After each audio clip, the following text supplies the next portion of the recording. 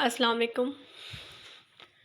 आज की जो हमारी क्लास है वैसे थर्ड डेमो क्लास है, ठीक है, और लास्ट डेमो क्लास है। कल से जो है वो हमारे रेगुलर सेशन स्टार्ट है, ठीक है। तो आज की जो क्लास है वो दोबारा से आपको एक ओवरव्यू देने के लिए है, ठीक है। आज हम कुछ पढ़ेंगे नहीं। आज के क्लास के हमारे डिफरेंट सेगमेंट्स हैं, तो आप कोशिश कीजिएगा कि आप लोग लेफ़्ट ना कीजिएगा, शुरू से लेकर एंड तक पूरी क्लास जो है ना क्लास में रहिएगा, ताकि आप लोगों को ईच एंड एवरीथिंग अच्छे तरीके से समझ आ सके। सबसे पहले थोड़ी सी इन्फॉर्मेशन देनी है आप लोगों को कि जैसे कि हम लोग सुन रहे हैं कि काफ़ी 1-2 माह से सुन रहे हैं कि एजुकेटर की जो है वो जॉब्स आ रही हैं, ठीक है। तो इस दफ़ा ये है कि कुछ इन्फॉर्मेशंस ये भी मिली हैं कि ना सिर्फ इस दफ़ा एजुकेटर की सीट्स आ रही हैं, बल्कि लाहौर की कुछ सेक्रेटेरिएट का विज़िट किया गया, तो वहाँ से पता चला कि हेड मिस्ट्रेस और सब्जेक्ट स्पेशलिस्ट की भी जो है वो समरी तैयार हो रही है। इंशाल्लाह जो है उसकी भी ऐड जल्दी ही आ जाएगी। और जहाँ तक एजुकेटर्स की बात है, तो 12 दिसंबर तो उनका टेस्टिंग एजेंसी हायर करने की जो थी वो हमारी डेट थी, ठीक है। तो 12 दिसंबर तक प्रोसेस कंप्लीट कर लिया गया होगा, तो अब इंशाल्लाह जो भी टेस्टिंग एजेंसी उन लोगों ने चूज़ की है वो अपनी जो है ऐड जल्द ही दे देगी, ठीक है, अपनी पॉलिसी और अपने सिलेबस के साथ। सिलेबस तो यही रहेगा, ठीक है। पॉलिसी जो है हर टेस्टिंग एजेंसी की अपनी ही होती है हर दफ़ा जब भी जॉब्स आ रही हैं। और एक बात माइंड में रखिएगा कि ये जो जॉब्स हैं ये पूरे 5 साल बाद आ रही हैं। तो अगर 5000 जॉब्स आ रही हैं ना, तो इसमें अप्लाई करने के लिए भी तकरीबन 3 से 4 लाख लोग होंगे, ठीक है। 3 से 4 लाख एप्लीकेंट्स आप कह सकते हैं। तो इस वजह से ही ये है कि 14 और 15 स्केल का जो टेस्ट होगा ना, वो तो या ज़्यादा चांसेस हैं कि ओटीएस के पास ही ये गया होगा, ठीक है। और बाकी जो 16 स्केल का के लिए आपने टेस्ट प्रिपरेशन करनी है ना, वो तो कंफर्म है कि वो पीपीएससी ही लेगा। और पीपीएससी आपको पता है 16 स्केल की प्रिपरेशन के अंदर आपका 80% सब्जेक्ट होता है, ठीक है, और बाकी 20% जीके होता है। तो अगर वो पीपीएससी ले रहा है तो मीन्स कि वो बिल्कुल लेक्चरर जैसा ही पेपर होगा, ठीक हो गया यहाँ तक। इसलिए ये है कि आप ऐड आने का इंतज़ार ना करें, अपनी जो है प्रिपरेशन स्टार्ट कर दें।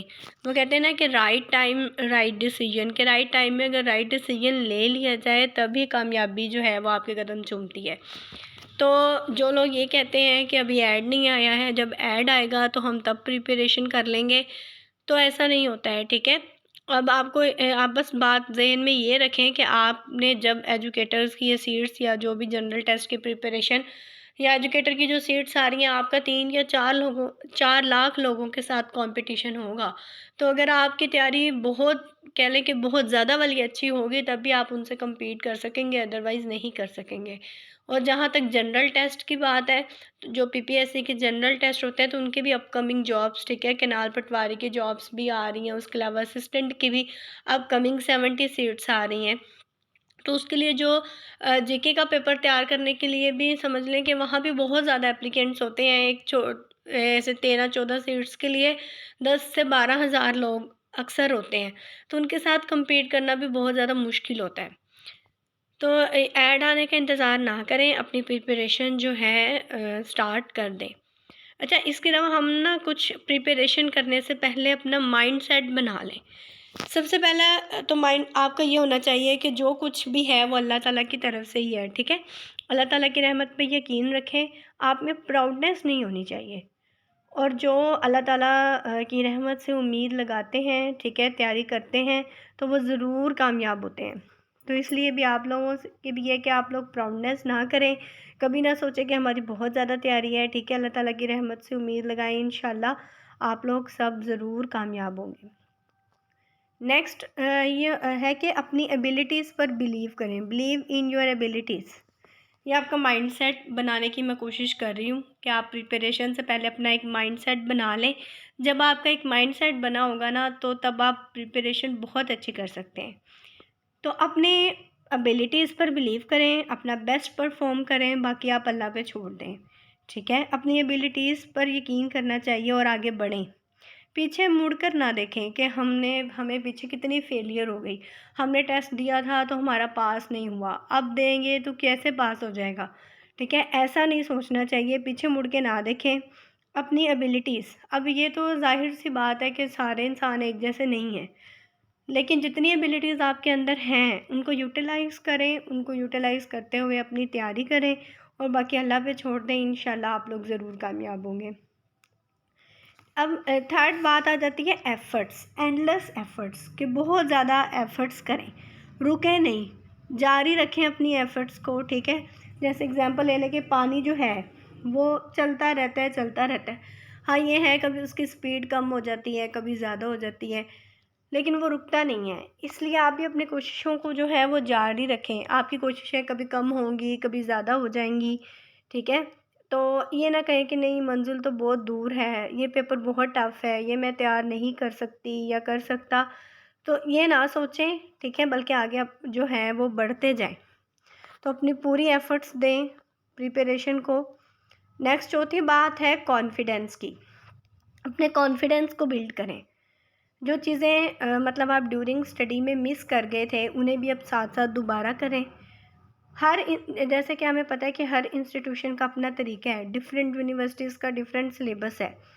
इसलिए कोई यूनिवर्सिटीज़ जो टॉपिक्स पढ़ाती हैं, वो अक्सर एग्ज़ाम के पॉइंट ऑफ व्यू में नहीं है। मतलब आपने अब जो एग्ज़ाम की तैयारी कर रहे हैं, उसमें वो चीज़ें आ जाती हैं, लेकिन वो आपने पढ़ी नहीं होती, ठीक है? तो इसलिए जो चीज़ें आप मिस कर रहे थे, अब वो करें। और सबसे ज़्यादा जो इसको जो है वो तैयार करने का यही तरीका है कि आपके पास बड़ी अच्छी चीज़ है मोबाइल, इसका पॉजिटिव यूज़ करें। मतलब आपके माइंड में कोई क्वेश्चन आ रहा है तो उसको गूगल करें। आपको गूगल में हर क्वेश्चन का आंसर मिलेगा, ठीक है? आप जब गूगल करेंगे तो आप जो भी क्वेश्चन लिखेंगे आपको उसका आंसर मिलेगा।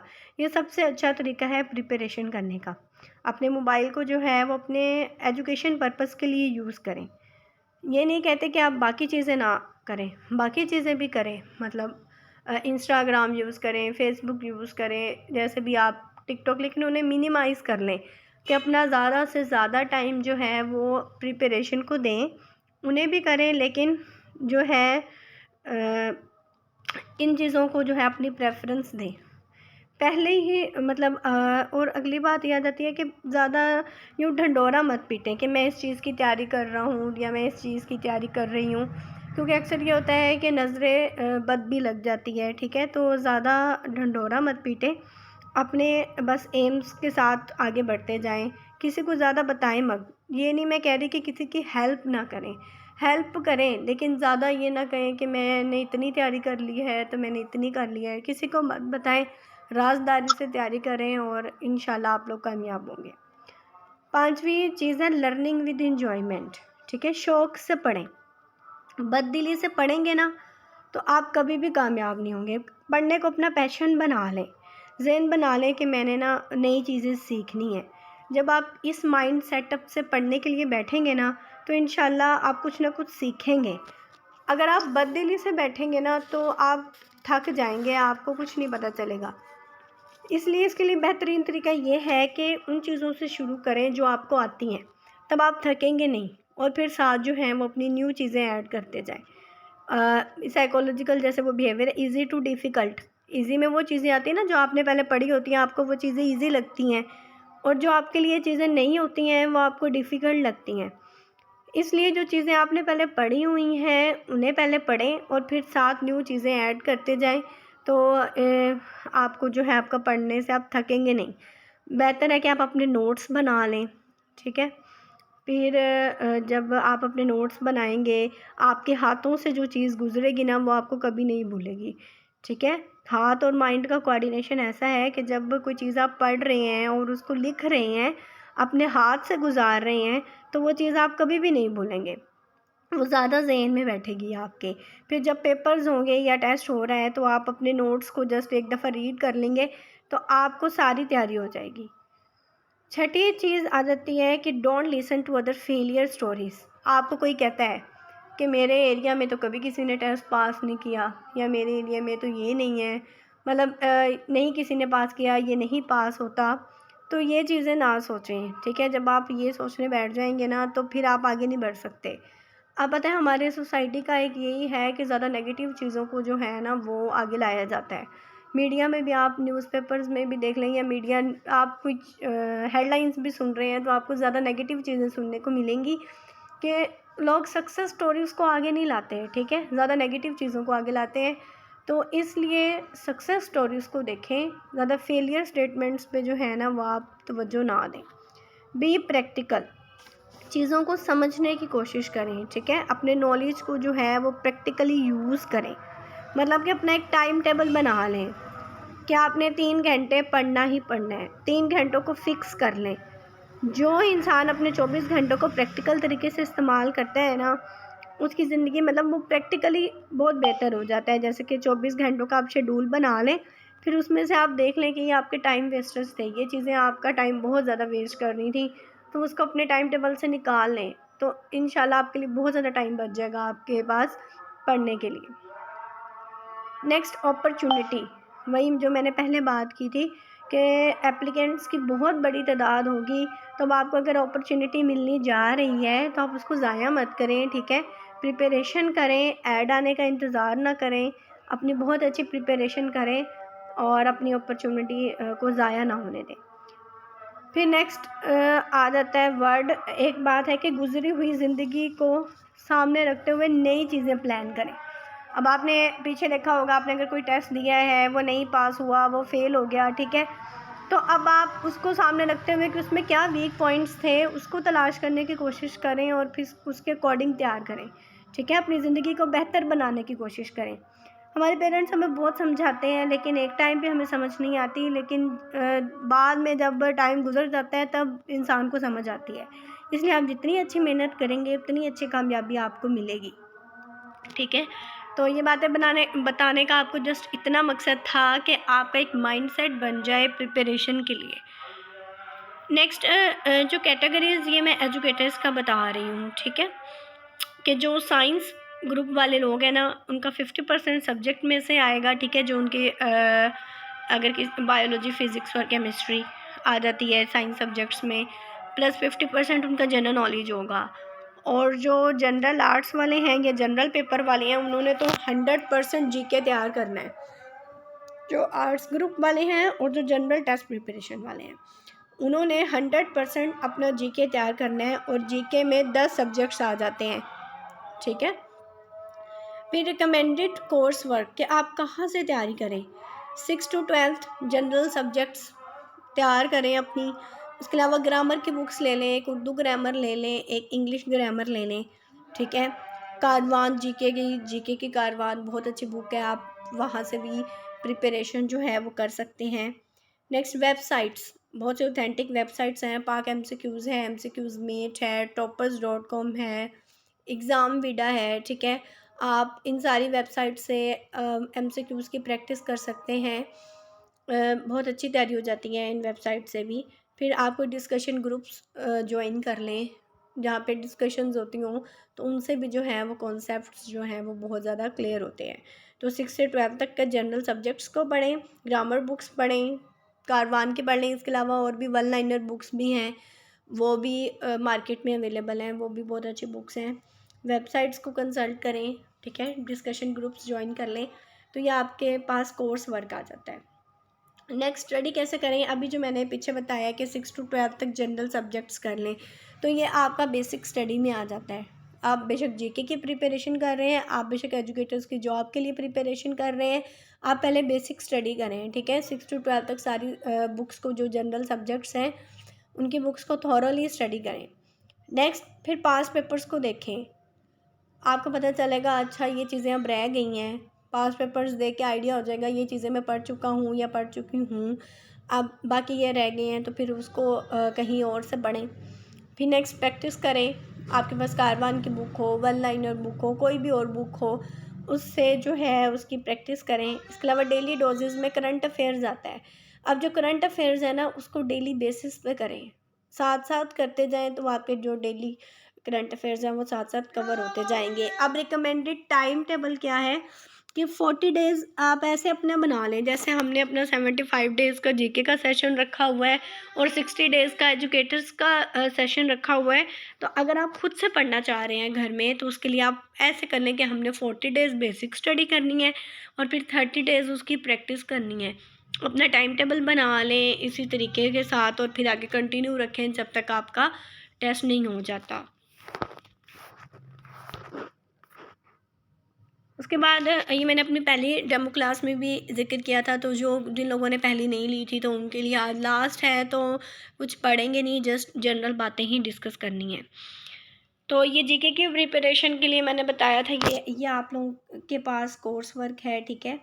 ये मैंने वैसे ग्रुप में सेंड भी किया हुआ है, मैं दोबारा भी कर दूँगी, तो ये आप देख लीजिएगा, ठीक है। इसको भी अच्छे तरीके से, ये जीके की प्रिपरेशन के लिए हमारे पास ये सारी जो हैं ये चीज़ें हैं, ये सारी चीज़ें आपने बड़ी जीके का जो पीपीएससी का पेपर एमसीक्यूज़ है ना, मतलब जनरल टेस्ट के लिए जो तैयारी कर रहे हैं, उसको इन चीज़ों को बड़ा डीपली पढ़ना पड़ेगा। जैसे कि अगर पाकिस्तान की जियोग्राफी आप स्टडी कर रहे हैं ना, तो हम किसी भी एक माउंटेन के बारे में पढ़ रहे हैं, तो वो आपको पता होना चाहिए उसकी हाइट क्या है, वो उसकी डायरेक्ट मतलब किस डायरेक्शन में है, वो किस एरिए में है, वो मतलब ईच एंड एवरीथिंग आपको पता होनी चाहिए। उसके साथ कौन सी जगह है, मतलब मैप मैप आपको पूरा आना चाहिए, तब भी जाके, ये नहीं कि अगर आपने ये पढ़ लिया है कि मतलब वर्ल्ड लार्जेस्ट माउंट एवरेस्ट है, बस इतना इनफ है, नहीं।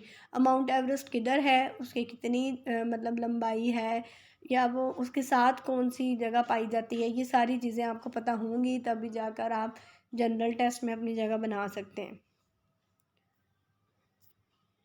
नेक्स्ट ये एजुकेटर्स के साइंस ग्रुप के लिए है सारा सिलेबस। इसे भी अगर आप खुद से भी तैयार करना चाहते हैं तो इस सिलेबस को आप आगे रखते हुए अपनी तैयारी कर सकते हैं। ये बेसिक साइंस पोर्शन में भी बायोलॉजी, फिज़िक्स, केमिस्ट्री को बहुत ज़्यादा डीपली मत पढ़ें साइंस वाले। इसके बेसिक बेसिक कॉन्सेप्ट्स जो हैं उनको बस स्टडी कर लें तो वही इनफ होगा। लेकिन 16 स्केल के लिए आपको इसको थॉरोली पढ़ना पड़ेगा। नेक्स्ट आर्ट्स ग्रुप के लिए है, इसमें बस बेसिक साइंस पोर्शन नहीं है, बाकी सारा वही है। ये जो आर्ट्स वालों का सिलेबस है ना, वो पीवीएससी के जनरल टेस्ट जैसा ही होगा, ठीक है। लेकिन जनरल टेस्ट के लिए बहुत ज़्यादा डीपली पढ़ना पड़ता है, इसमें इतना ज़्यादा जो है वो डीपली पढ़ने की ज़रूरत नहीं है। मैंने बताया था कि जीके का सेशन हमारा 75 डेज़ का है, एजुकेटर का 60 डेज़ का है, ठीक है। जूम क्लासेस होंगी 3 डेज़ इन अ वीक और आपको रिकॉर्डिंग भी प्रोवाइड की जाएगी। 6 या 7 पीएम क्लासेस होंगी, ठीक है। वीक में 3 डेज़ ऑनलाइन टेस्ट होंगे, online test through Google forms, और आपको उन टेस्ट का पीडीएफ भी प्रोवाइड किया जाएगा कि जो लोग के पास इंटरनेट फैसिलिटी नहीं है, ऑनलाइन टेस्ट नहीं परफॉर्म कर सकते, वो जो है पीडीएफ से सॉल्व करके वो हमें की इनबॉक्स कर देंगे, तो हम उन्हें चेक करके सेंड कर देंगे, ठीक है। और दूसरा, आपको पीडीएफ में जितनी भी बुक्स हैं 6 से लेकर 12 तक सारी बुक्स पीडीएफ में प्रोवाइड की जाएंगी, साथ नोट्स, शॉर्ट नोट्स आपको प्रोवाइड किए जाएंगे। फॉर एग्ज़ाम्पल, अगर हम कोई चैप्टर पढ़ रहे हैं, 6 क्लास का साइंस का कर रहे हैं, 7th क्लास का कोई साइंस का चैप्टर कर रहे हैं, कोई भी चैप्टर कर रहे हैं, तो आपको उसके हर चैप्टर के आपको शॉर्ट नोट्स मिल जाएंगे कि अगर आप बहुत ज़्यादा एक्सप्लेनेशन से नहीं भी पढ़ सके तो आप उसको जो है वो सिर्फ शॉर्ट नोट्स को ही पढ़ के आइडिया हो जाए आपको। इसके अलावा हमारा जो आपको वीकली टेस्ट भी कंडक्ट होंगे, ठीक है, और पास्ट पेपर्स भी आपको कवर करवाए जाएंगे। उसके अलावा जब हमारा सिलेबस कंप्लीट हो जाएगा तो हम 10 मॉक टेस्ट भी रखेंगे। तब ये है कि अब सेशन कंटिन्यू ही रहेगा जब तक आप प्रिपरेशन के टेस्ट नहीं दे आते, तब तक जो है हमारा ग्रुप इंटरव्यू तक आप लोगों को गाइड करता रहेगा, ठीक है। इंटरव्यू की प्रिपरेशन भी हम आपको इसमें करवाएंगे। नेक्स्ट ये तो है जस्ट आउटलाइंस हैं, जैसे कि इस्लामियत की आउटलाइंस हैं, ये 9th की बुक में से लिया गया है आउटलाइंस। ये 10th की है आउटलाइन, ये सेकेंड ईयर की आउटलाइन है, ठीक है। सेकेंड ईयर की जो आउटलाइन है ना, ये बहुत इंपॉर्टेंट है जनरल टेस्ट की प्रिपरेशन के लिए भी और एजुकेटर्स की प्रिपरेशन के लिए भी। नेक्स्ट पाक स्टडीज़ की ये ली गई है, ये 8th क्लास की ली गई है। 9th क्लास का जो है ना पाक स्टडीज़ वो ज़्यादा इंपॉर्टेंट है, क्योंकि उसमें सारे जो हैं वो हिस्ट्री आ जाती है, ठीक है। 10th की भी बहुत इंपॉर्टेंट है, क्योंकि उसमें सारा तारीख़ पाकिस्तान आपका कवर हो रहा है। उसके अलावा सेकेंड ईयर के भी कुछ टॉपिक्स जो हैं वो इम्पॉर्टेंट हैं। नेक्स्ट कंप्यूटर में हम उसकी बेसिक डेफिनेशंस भी करेंगे, हिस्ट्री भी, इन्वेंशंस भी, ठीक है। तो आप ज़्यादा आपको MS ऑफिस या जैसे शॉर्ट की से रिलेटेड जो है ना बहुत ज़्यादा क्वेश्चंस आते हैं। इसके बाद जियोग्राफी आ जाती है पाकिस्तान की। नेक्स्ट वर्ल्ड की जियोग्राफी भी इसमें जो है ना वो सारी करनी होगी। जनरल साइंस आ जाती है, वो आप 6 से भी स्टार्ट करें तो फिर आगे तक जो है वो आप इजीली जो है वो सारा कर सकते हैं। 6 to लेके 10 तक जनरल साइंस को प्रिपेयर करना होगा। नेक्स्ट इंग्लिश में ये आपको grammar, tenses, each and everything करवाई जाएगी, ठीक है। नोट्स भी आपको प्रोवाइड किए जाएंगे, इनके रूल्स भी आपको प्रोवाइड किए जाएंगे, और साथ लेक्चर जूम पे भी दिया जाएगा। इसके अलावा आपको यूट्यूब लेक्चर भी प्रोवाइड कर दिया जाएगा, ठीक है, इनसे रिलेटेड। इस तरह इंग्लिश में जो करवाया जाएगा वही कोर्स आपको उर्दू में भी करवाया जाएगा। उर्दू में जो है वो कुछ मुसन्निफ़ वगैरह के भी नेम पूछ लेते हैं, तो हम साथ वो भी चीज़ें ऐड कर लेंगे, ठीक है। अब जो लोग सेशन को ज्वाइन करना चाहेंगे उसके लिए जो चाहें तो वो हमारे सैम्पल टेस्ट भी देख सकते हैं, ठीक है, और जो है वो PDF नोट्स वगैरह भी। अच्छा, ये जो मैंने कंपाइल किया हुआ है ना, ये इम्पोर्टेंट कैपिटल्स, वैसे तो कंट्रीज़ इतने सारे आ जाते हैं और उनके कैपिटल्स और करेंसी याद करना बहुत मुश्किल हो जाती है, इसलिए ये 65 कंट्रीज़ जो है मैंने कंपाइल किए हैं, जो कि मोस्टली रिपीट हुए हैं पिछले PPSC के पेपर्स में, तो ये बहुत ज़्यादा इम्पॉर्टेंट हैं, ठीक है। ये 7 कैपिटल्स और करेंसी, ये 65 कैपिटल्स और उनके करेंसीज़ के नेम मैंने इसके अंदर कंपाइल किए हैं। ज़्यादातर जो है इन्हीं में से ही मोस्ट रिपीटेड ये हैं जो कि पिछले PPSC के पेपर्स में रिपीट हुए।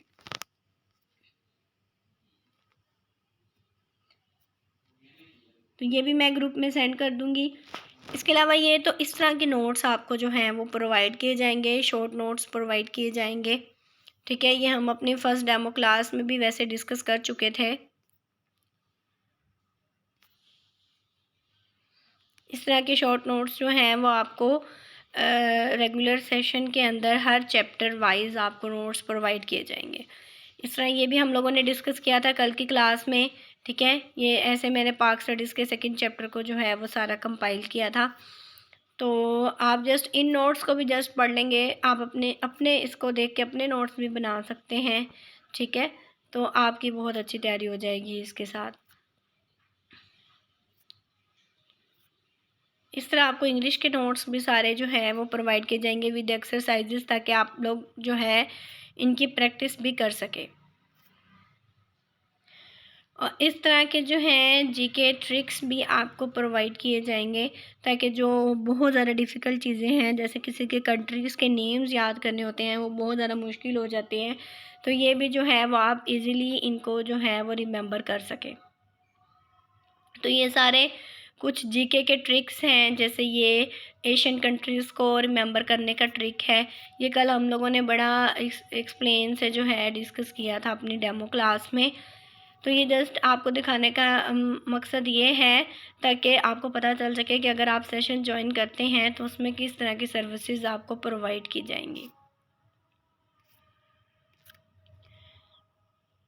तो ये कुछ था।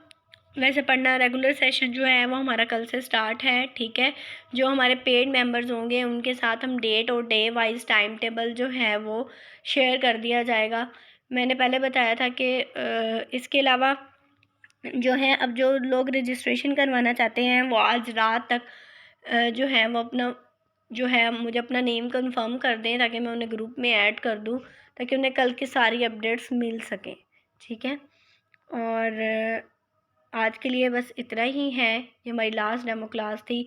इसके अलावा जो पब्लिक फाइल्स होंगी वो तो जो कॉमन ग्रुप्स हैं हमारे उसमें मैं सेंड करती रहा करूँगी, लेकिन जो ऐसे शॉर्ट नोट्स हैं या रिकॉर्डिंग्स हैं ये सारी जो है ये ओनली पेड सेशन में ही शेयर किया जाएगा। अगर किसी का कोई क्वेश्चन है तो वो कर लें।